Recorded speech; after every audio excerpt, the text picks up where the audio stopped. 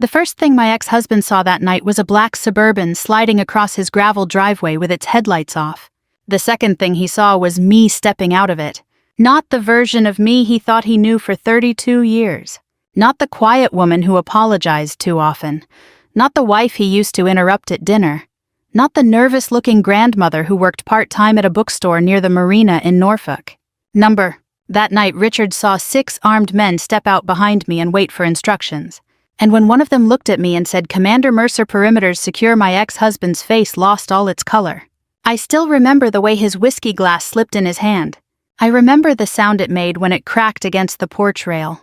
But the thing I remember most was his voice. Soft, small, almost frightened. "Linda," he whispered, "who are you?" 12 minutes earlier, I had been driving home from Richard's lake house after another miserable family dinner. The road along the Chesapeake was dark that time of evening. Most folks my age avoid driving those back roads after sunset, but I've never minded the dark. After 25 years attached to Navy SEAL operations, darkness feels more familiar to me than daylight sometimes. Not that Richard ever knew that. Nobody did. Well, almost nobody. Rain tapped softly against my windshield as I drove my old Ford pickup north toward Norfolk. The radio played Patsy Cline low enough to barely hear. My hands rested calmly on the steering wheel, though my chest still ached from the humiliation of dinner. Richard had been drinking again. Not falling down drunk. He was too controlled for that. Richard liked the kind of drinking that loosened his tongue without slowing his mind. That was always the dangerous level. Our daughter Emily had invited us both to dinner because her fiancé Daniel was in town from Richmond. Emily still believed, even at 28 years old, that her parents might someday learn to sit in the same room peacefully. God bless her for trying. The evening started politely enough. Pot roast, biscuits, small talk about mortgage rates and rising grocery prices, and whether the Navy football team had a decent season ahead. Then Richard started in on me. He always did eventually. "You know your mother still jumps every time a car backfires," he told Daniel with a grin. "Woman's been scared of loud noises since the Reagan administration." Daniel chuckled politely. Emily looked embarrassed. I kept eating quietly. Richard leaned back in his chair. "Truth is, Emily, your mother spent most of our marriage afraid of her own shadow." That wasn't true. But after enough years, people start believing the version of you repeated most often. I dabbed my napkin against my mouth and smiled softly. "You always did enjoy telling stories, Richard." "Oh, come on," he said, "I'm joking." That word, joking. Men from Richard's generation used that word the way some people use duct tape, to cover damage without actually fixing anything. Emily changed the subject quickly after that. Sweet girl, always trying to keep the peace. But I noticed something during dinner. Daniel's temper. Little flashes of it. The way he gripped his fork too tightly when Emily mentioned taking a job in North Carolina. The way he answered for her sometimes. The way Emily glanced at him before speaking like she was checking weather conditions before stepping outside. I noticed because women my age notice things younger women haven't learned to fear yet. And because for 25 years noticing small changes kept people alive. After dinner, Emily hugged me tightly near the driveway. "Longer than usual." "You okay, sweetheart?" I asked. She smiled too quickly. "I'm fine." But her eyes looked tired. When I got back in my truck, instinct whispered that something was wrong. Not enough to act on, just enough to remember. That's the thing about military training. It never fully leaves your bones. Even after retirement, even after arthritis and gray hair and blood pressure medication, you learn to trust discomfort. I was nearly halfway home when my phone buzzed against the center console. I glanced down. One text message from Emily. Just 4 words. "Blue Harbor, no sunrise." My hands tightened on the wheel instantly. 30 years disappeared from my body in one breath. Most people would have seen meaningless words. But when Emily was 8 years old, I taught her a coded distress phrase. Not because I expected danger. Because I understood something many civilians never do. Panic makes people forget language. Fear scrambles the brain. But practiced phrases survive. Blue Harbor, no sunrise. It meant I am in danger. I cannot speak freely. Come now. I pulled my truck onto the shoulder so fast gravel sprayed against the undercarriage. My heart stayed steady. Training. Always training. I called Emily first. No answer. Again. Straight to voicemail. I closed my eyes briefly. Then I reached into the glove compartment and removed a small leather notebook Richard once mocked me for carrying. Linda and her little senior citizen planner, he used to joke. Inside were numbers I had not called in years, men and women who owed me favors, people who understood urgency without explanation. I dialed the first number. A sleepy voice answered, "This is Harris." "It's Mercer," I said calmly. Silence. Then instantly alert what happened. My daughter sent the emergency phrase. Another silence. Different this time. Professional. Location. I gave him the address of Richard's lake house. "Understood," he said. 12 minutes. He hung up immediately. No questions, no disbelief, no hesitation. That's how old operators communicate. I turned the truck around hard enough to fishtail slightly on the wet road. Rain thickened across the windshield as I drove. And during that drive, something strange happened. I stopped being Linda the bookstore clerk, Linda the shy ex-wife, Linda the woman people interrupted at family dinners. That woman disappeared piece by piece with every mile. My posture changed first, then my breathing, then my mind. By the time I reached the county road leading toward Richard's property, I was no longer remembering old instincts. I was using them. As I approached the house in darkness, I saw lights blazing through the downstairs windows. Movement inside. One silhouette pacing aggressively, another standing still. Then headlights appeared behind me. 2 black SUVs. Right on time. The first SUV stopped beside my truck without a sound. The second pulled in behind it, blocking the narrow gravel road leading away from Richard's lake house. Rain drummed steadily against the roofs of the vehicles while white beams from the headlights cut through the trees along the shoreline. A tall man stepped out of the passenger side wearing a dark waterproof jacket and jeans, gray hair, broad shoulders, calm eyes. Tom Harris. 20 years ago, he'd commanded logistics support for one of the classified operations I worked overseas. These days, he ran a veterans emergency response nonprofit outside Virginia Beach. Officially, they specialized in crisis intervention for struggling veterans and families. Unofficially, they still knew how to move fast when people were in danger. He walked toward me without wasting time. "You armed?" he asked quietly. "Number." "Good. Local sheriff's office is 3 minutes out. 1 deputy already nearby. We keep this clean and legal." I nodded once. That mattered to me. People romanticize military work in movies. Real operations are mostly discipline, patience, paperwork, and avoiding unnecessary tragedy, especially when civilians are involved. Harris glanced toward the glowing windows of the lake house. "What's the threat level?" My daughter used the code. That's enough for me. One of the younger men approached carrying a small medical bag, former Marine by the look of him, mid-30s maybe. "Commander Mercer," he said respectfully. "We've got thermal movement inside. 3 people. One appears agitated." I almost smiled hearing the old title again after so many years. Almost. But my focus stayed on the house. Richard's place sat near the edge of Lake Gaston, about 90 minutes from Norfolk. Big wraparound porch, fishing dock, expensive base boat he barely used anymore. The kind of retirement property men buy hoping scenery will fix loneliness. Most nights the place probably looked peaceful. That night it looked like a trap. I stepped closer to the driveway entrance and listened. Raised voices inside. One male, angry. Then something crashed. My stomach tightened. "Emily." I started walking immediately. Harris moved beside me. "Sheriff wants us waiting for official entry." "If Daniel hurts her while we wait for permission," I said calmly, "that paperwork won't matter much." He looked at me for half a second, then sighed softly. "Still the scariest woman I ever worked with." We continued toward the porch. As we climbed the wooden steps, I heard Richard shouting from inside. "For God's sake, son, put the gun down." Everything inside me sharpened instantly. One of the responders behind us quietly radioed, "Possible firearm confirmed."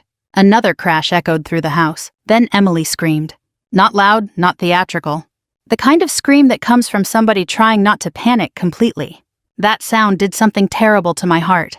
For one brief second, I wasn't a retired operator. I wasn't calm. I wasn't disciplined. I was simply a mother. Harris gave a short nod toward the front door. "Go." One of the men breached the door hard enough to rattle the entire porch. "Sheriff's Department," he shouted automatically, even before deputies arrived. We moved inside fast.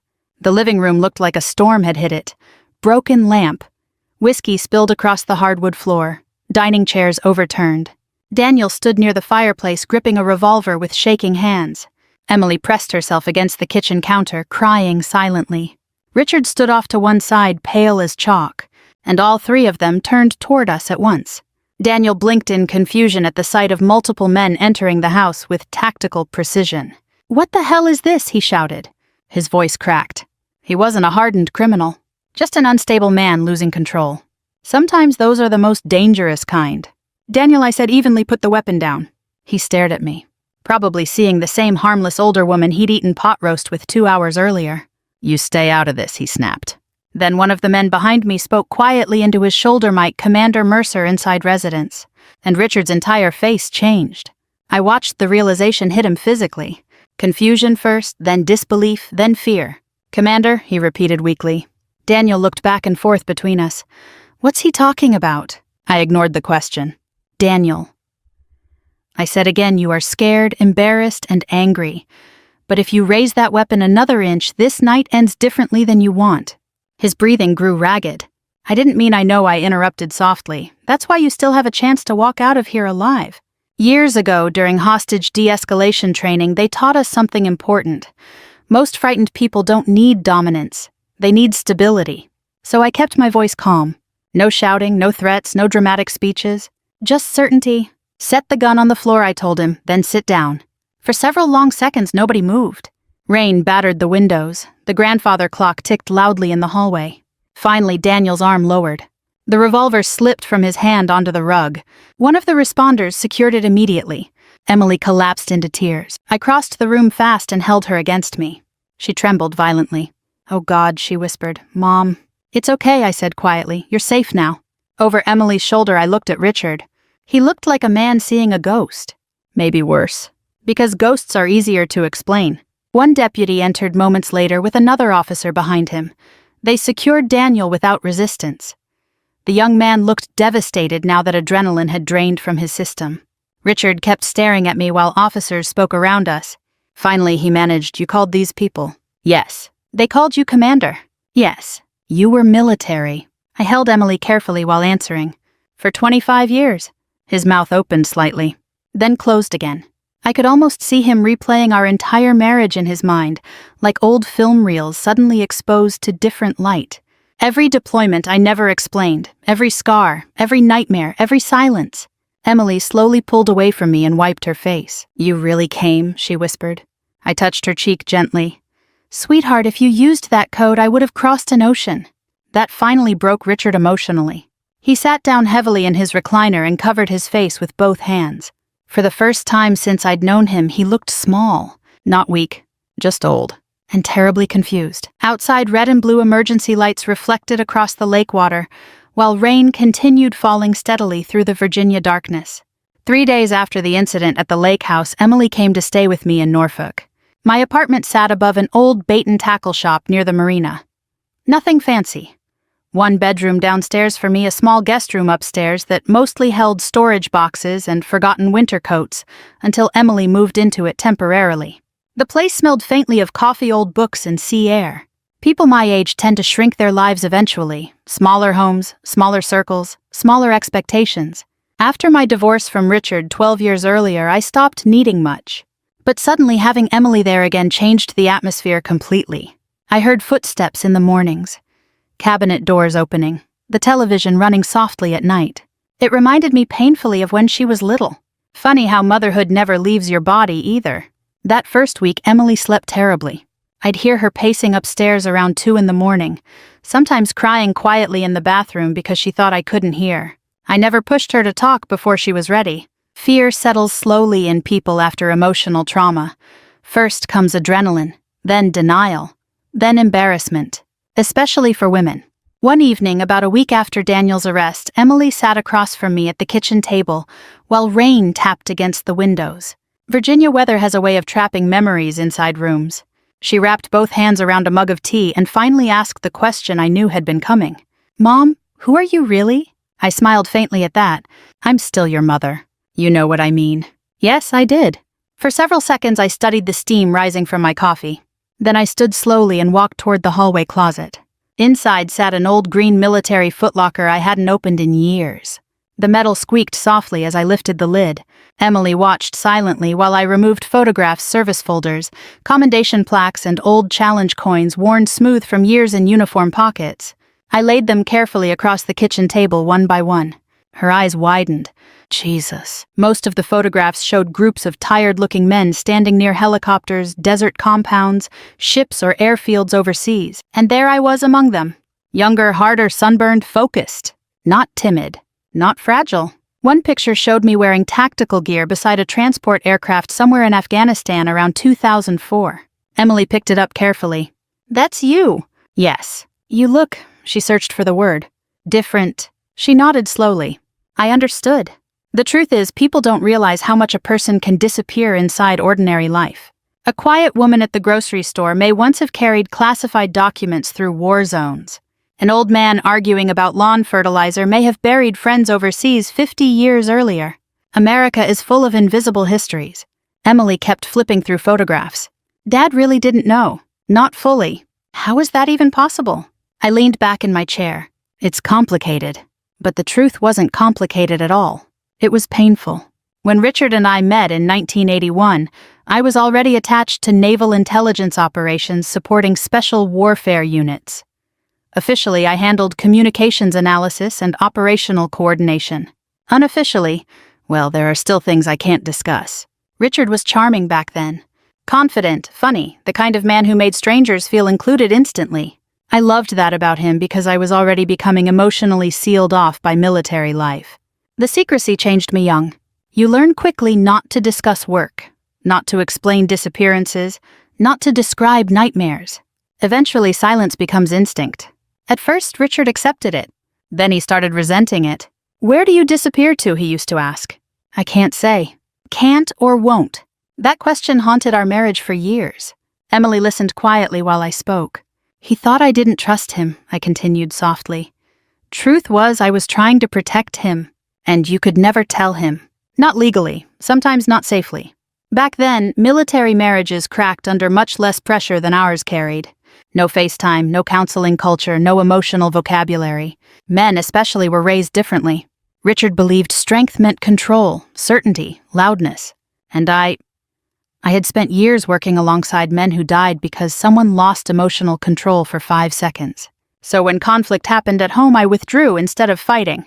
To him, that looked weak. I looked down at my coffee. Eventually, he started mocking what he didn't understand. Emily swallowed hard. The jokes. "Yes, he did that to you my whole life." I gave a tired smile. "Your father came from a generation where teasing passed for communication. But it hurt you?"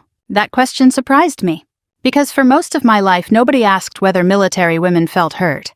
The expectation was simple absorb pressure quietly. I thought carefully before answering. "Yes," I admitted finally, more than I let anybody see. The room fell silent again. Outside, a boat horn echoed faintly through the harbor fog. Emily stared down at one photograph for a long time. "What happened here?" she asked softly. I looked closer. It was a picture from 1993. 3 men standing beside me on a carrier deck in the Persian Gulf. Only one of them came home alive. I felt the familiar ache immediately. "Friends," I said quietly. Emily studied my face carefully then. Maybe for the first time as an adult instead of simply as my daughter. "You've been carrying all this alone." I laughed softly without humor. Most veterans your age and mine did. That was the truth Americans over 60 understand deeply. People from our generations were taught endurance before vulnerability. You buried fear, buried grief, buried trauma. Then one day your body turned 60 and all the buried things started clawing back upward. Emily suddenly looked ashamed. "I thought you were scared all the time." I admitted. She blinked in confusion. That answer surprised her. I reached across the table gently. "Being brave doesn't mean you stop feeling fear, sweetheart. It means you learn how to function while carrying it." Tears filled her eyes instantly. Then came the question I dreaded most. "Did you ever love Dad?" I closed my eyes briefly. "Oh, Emily," I whispered. "I loved your father enough to spend 32 years trying to make peace with loneliness." That broke something inside her. She started crying quietly at the kitchen table while rain continued falling beyond the windows. And sitting there watching my daughter mourn the marriage she thought she understood, I realized something painful myself. Richard had not been the only person hiding during our marriage. I had hidden too, just differently. By the second week after the incident at the lake house, the story had spread farther than I wanted. Not publicly in newspapers or on television, nothing dramatic like that. But small-town Virginia has its own communication system. Church parking lots, barbershops, hardware stores, marina coffee counters. Old men talk, old women remember, and retired military communities especially notice unusual things quickly. People started looking at me differently. The cashier at the grocery store suddenly became overly respectful after hearing from her cousin's husband that federal tactical people had shown up at Richard's property. One of my neighbors asked if I'd worked for the government or something. Another man at the marina stared at me for nearly a full minute before finally saying, "Navy." I simply nodded. That was enough for him. Veterans recognize certain things in each other that civilians miss completely.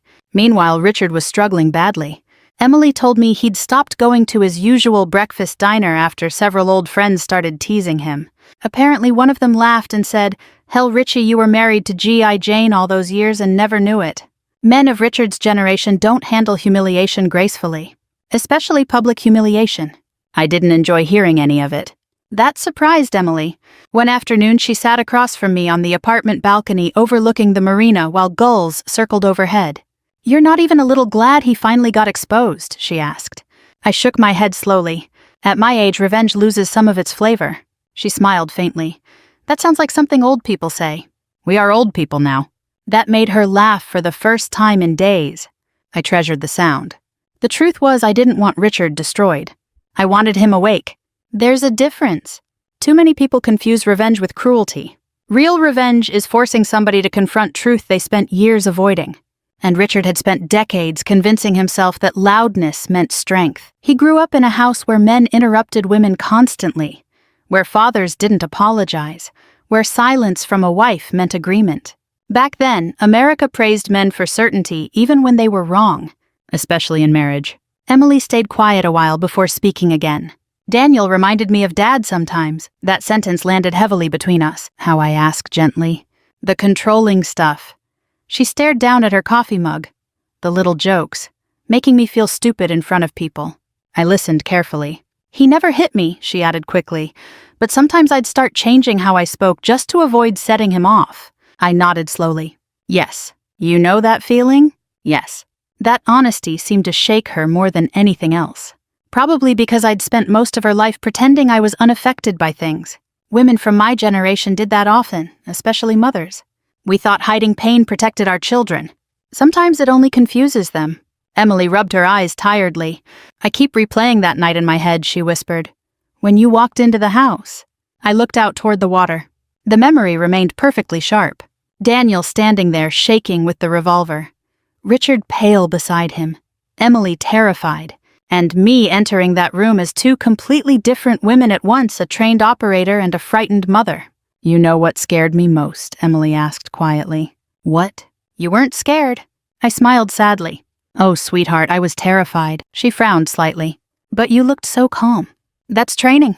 People misunderstand calmness. Calm isn't the absence of fear, it's control despite fear. The military taught me how to breathe through panic, how to think while adrenaline floods your body, how to lower your voice instead of raising it. But those lessons came with costs, too. After years of suppressing emotion operationally, eventually you stop expressing it personally, too. That's partly how my marriage died. Richard and I both mistook emotional survival mechanisms for personality flaws. A few days later, Emily convinced me to attend Sunday lunch at her Aunt Carol's house. I almost declined. Family gatherings after major revelations can feel exhausting at my age. Everybody suddenly wants to understand you. But I went for Emily. The moment I stepped inside, Carol's dining room conversation shifted awkwardly. Not silent exactly, just careful. Like people weren't sure how to behave around me anymore. Carol hugged me tightly. "Linda, honey, why didn't you ever tell us all this?" I gave the same answer I'd been giving everyone. It wasn't something I talked about. Richard arrived 20 minutes later, alone. He looked older than he had just 2 weeks earlier. Not physically, spiritually. A man carrying the weight of reconsidering his own life. When our eyes met across the room, he hesitated slightly before walking over. "Linda." "Richard." An awkward silence followed. 32 years of marriage, 12 years divorced. And suddenly we spoke like distant co-workers. Then something unexpected happened. Richard pulled out my chair at the dining table before sitting down himself. A tiny gesture. Old-fashioned. But in all our years together, he rarely noticed such things. Emily noticed too. I could tell by the expression on her face. Lunch moved slowly: potato salad, ham biscuits, sweet tea. Normal Southern family food. Normal family conversation. Until Carol's husband asked me quietly, "So what exactly did you do in the Navy?" I smiled politely. "Mostly paperwork and logistics." Richard surprised everyone by speaking up. "No," he said quietly, "it was more than that." The whole table turned toward him. He looked directly at me while continuing. "You don't get men like that showing up in 12 minutes for paperwork." Nobody answered. Richard swallowed hard before adding softly, "I think I spent a lot of years misunderstanding my wife. Not ex-wife, wife." The word caught both of us off guard. I looked down at my plate for a moment because unexpectedly my eyes had started burning slightly. Age makes emotions stranger.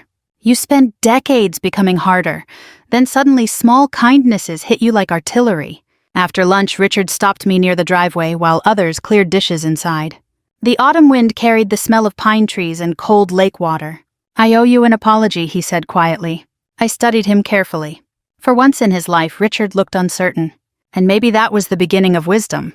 3 months passed before Richard finally said everything he needed to say. Life settled into a quieter rhythm after the incident at the lake house. Daniel accepted a plea agreement involving unlawful firearm possession and criminal intimidation. Emily attended counseling twice a week and slowly began sounding like herself again. She laughed more, slept better, started making plans for the future instead of apologizing for existing inside it. As for me, I returned to the bookstore near the marina. Most mornings I unlocked the front door around 9, brewed cheap coffee in the back office, and stacked history books. Nobody under 40 ever seemed interested in buying anymore. I liked the routine. Older Americans understand this deeply. After enough chaos in life, ordinary peace becomes sacred. One rainy Thursday afternoon, I was pricing used hardcovers when my phone rang. Emily. Her voice sounded strained. "Mom, what is it?" "It's Dad." My stomach tightened immediately. What happened? "He had a heart attack this morning." For a second, the bookstore disappeared around me. Not because I still loved Richard romantically. That chapter had ended long ago. But you don't spend 32 years with somebody without their heartbeat becoming permanently tied to your nervous system somehow. "Is he alive?" I asked quietly. "Yes, mild one. They caught it early." I closed my eyes briefly in relief. Then I grabbed my coat and car keys without another word. The hospital sat 20 minutes away near Chesapeake General. Gray skies hung low over the interstate the entire drive. Rain streaked across the windshield while old memories rose uninvited beside me. Richard teaching Emily to ride a bicycle. Richard grilling hamburgers in the backyard. Richard laughing so hard once during a camping trip that beer came out of his nose. Funny what survives after divorce. Not the court paperwork, not the arguments. Just fragments of humanity. By the time I reached the cardiac floor, Emily was waiting outside his room holding a paper cup of untouched coffee. "You okay?" I asked. She nodded weakly. "He keeps asking if you came." That hit me harder than I expected. Inside the hospital room, Richard looked smaller somehow. Hospital beds do that to people. Machines hummed softly beside him, while afternoon rain blurred the windows overlooking the parking lot. He looked up when I entered. For a moment, neither of us spoke. Then he gave a tired smile. "Well," he murmured, "guess the old engine finally complained." I pulled a chair beside the bed and sat down carefully. "You scared Emily?" "I scared myself." His voice sounded weaker than I had ever heard it. Age humbles men eventually, sometimes through wisdom, sometimes through biology. We sat quietly a while listening to the steady beep of the heart monitor. Finally, Richard looked at me directly. "I've been thinking about us." That sentence could have meant 10,000 things. I kept my voice calm, and he swallowed hard. "I think I spent most of our marriage competing with somebody who wasn't even fighting me." I said nothing, because he was right. Richard stared toward the rain-streaked window. "You know, all those years part of me knew something didn't add up about you." "What do you mean?" "You were too calm." He laughed softly without humor. "Every crisis, every emergency, every terrible thing life threw at us. You never panicked." I looked down at my hands. That wasn't always healthy. "No," he admitted, "but back then I didn't understand quiet strength." His eyes grew damp suddenly. "That's the truth, Linda. I thought strength looked loud." The honesty in his voice hurt more than cruelty ever had. Because cruelty can be dismissed. Regret cannot. Richard rubbed tiredly at his face. "When you wouldn't argue back, I thought I was winning." He shook his head slowly. "Turns out you were just more disciplined than me." Outside the room, a nurse laughed softly somewhere down the hallway. Life continuing around old grief. I mocked you, Richard whispered, because deep down, I think your calm scared me. That confession settled heavily between us. I thought about all the years of sarcastic comments, all the family dinners, all the tiny humiliations disguised as humor, and suddenly something surprising happened inside me. Not anger, sadness, because I finally understood him too. Richard came from a generation of American men taught that vulnerability was weakness. Men who carried mortgages, wars, layoffs, and family pressure without emotional language to process any of it. So they joked, controlled, deflected, dominated conversations. Not because they were monsters, because they were emotionally unequipped. That realization didn't excuse the pain, but it explained it. I wasn't easy to live with either, I admitted quietly. He looked genuinely shocked. Linda, you were the easiest person. No, I interrupted gently. I was emotionally absent half the time. He stared at me silently. I continued carefully. The military trained me to compartmentalize everything. Fear, trauma, grief. I smiled sadly. Eventually, I started compartmentalizing my marriage, too. Richard's eyes lowered. You never let me in. I didn't know how. That was the most honest sentence I had spoken in years. For a long time, neither of us talked. Then Richard suddenly laughed weakly. What? You know the crazy part. What? All those years I thought I married a timid woman. I raised an eyebrow slightly. And instead, I married the bravest person I ever met. My throat tightened unexpectedly. At 62 years old, compliments land differently than they did at 25. You hear all the years behind them. Tears filled Richard's eyes then. I'm sorry, Linda. Not defensive, not performative. Just old and sincere. I'm sorry for every time I made you feel small so I could feel big. I looked at him quietly for several seconds.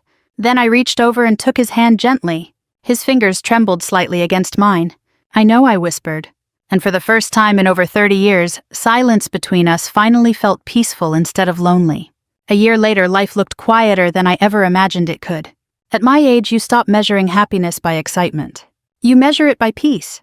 Peace became morning coffee on the balcony overlooking the marina. Peace became Emily calling just to talk instead of crying. Peace became sleeping through the night without old memories dragging me awake at 3 a.m. Some wounds never fully disappear, but they stop bleeding eventually. Emily moved into a small townhouse outside Raleigh after accepting a counseling position, helping women recovering from emotionally abusive relationships. The first time she told me about her work over the phone, I sat silently for several seconds afterward. Not because I was surprised, because I was proud. Turns out, she told me one evening, a lot of women don't recognize emotional control until somebody older names it for them. That's true. I wish I'd understood sooner. I smiled softly into the phone. Most of us wish that about something. Richard changed too. After recovering from the heart attack, he started volunteering twice a week at a veterans support center near Chesapeake. Mostly he helped older veterans fill out benefit paperwork, or drove men to medical appointments when their families couldn't. At first, I suspected guilt motivated him. Maybe it did. But over time, something deeper happened. He started listening. Really listening. One afternoon, he called me unexpectedly. You know how many Vietnam guys never talk about anything, he asked. I laughed softly. I know. They sit there drinking terrible coffee, acting fine. He paused. Then one small thing cracks open and suddenly they're carrying 50 years of grief. Yes. He grew quiet. I think our generation confused endurance with healing. That sentence stayed with me long after the call ended. Because he was right. Americans over 60 understand this better than younger people sometimes do. We were raised by survivors, Depression-era parents, World War II fathers, mothers who buried pain beneath routine. You worked, you endured, you stayed quiet. But silence has a cost. Sometimes the cost is a marriage. Sometimes it's loneliness. Sometimes it's waking up at 70 years old realizing you never truly knew the people closest to you. By early autumn, Emily convinced both Richard and me to attend a family barbecue at her new townhouse in North Carolina. I almost declined. Not because things remained hostile between Richard and me, quite the opposite. We had become strangely gentle with one another after the hospital conversation. Not romantic, not reconciled in that way. Just honest. And honesty creates its own form of peace. Still, large family gatherings exhaust me more now than they once did. But Emily insisted. Please, she said over the phone, no drama, just family. So on a cool Saturday afternoon, I drove south through Virginia farmland toward Raleigh, carrying a bowl of potato salad balanced carefully in the passenger seat like every American woman over 60 somehow eventually learns to do. The barbecue itself felt wonderfully ordinary. Children running through sprinklers. Older men discussing football. Women rearranging food. Nobody was actually finished eating yet. Real American life? No tactical teams, no secrets, no emergencies. Just people trying their best. At one point, I stood near the patio sipping iced tea while several of Emily's co-workers introduced themselves politely. Richard stood nearby talking with two neighbors about fishing conditions at Lake Gaston. Then one of the neighbors asked casually, "So how do you all know each other?" Before I could answer, Richard spoke first. "This is Linda Mercer," he said. His voice carried clearly across the patio. My stomach tightened slightly. Richard looked at me briefly before continuing. "She spent 25 years protecting people like us." The entire conversation around us quieted for a second. I felt heat rise into my face immediately. Even after everything, public attention still made me uncomfortable. One of the younger women blinked in surprise. "Military." I nodded once. Richard smiled faintly. "Navy. No jokes, no sarcasm, no mockery. Just respect." And somehow that simple moment healed something deep inside me that I hadn't realized remained wounded. Not because I needed praise. Because after decades of misunderstanding each other, Richard finally saw me clearly. That evening, after most guests left, Emily and I walked slowly through her neighborhood, while sunset painted the sky orange and pale purple. Early autumn leaves drifted across the sidewalks. For several minutes, we simply walked quietly together. Then Emily asked the question people had been asking me for a year. "Why didn't you ever tell anyone who you were?" I smiled softly. The answer had changed over time. At first, secrecy was duty, then habit, then emotional armor. But now at 62 years old, I understood the truth more clearly. Because real strength isn't about making people fear you, I said gently. Emily looked at me. It's about making the people you love feel safe. She slipped her arm through mine the way she used to when she was little. And as we continued walking beneath the fading Carolina sunset, I realized something that took me an entire lifetime to understand. Most people are carrying battles you cannot see. The quiet man at the diner, the difficult woman at church, the veteran who never talks, the spouse who jokes too much, the mother who seems emotionally distant. We judge each other by behavior while remaining blind to history. And sometimes the greatest tragedy in a family isn't cruelty, it's misunderstanding. If this story reminded you of someone in your own life, a veteran, a parent, a spouse, or even someone you may have misunderstood, I hope you'll reach out to them while there's still time. Sometimes healing begins with one honest conversation. And sometimes the people who seem weakest have been carrying the heaviest burdens all along. Thank you for spending this time with me.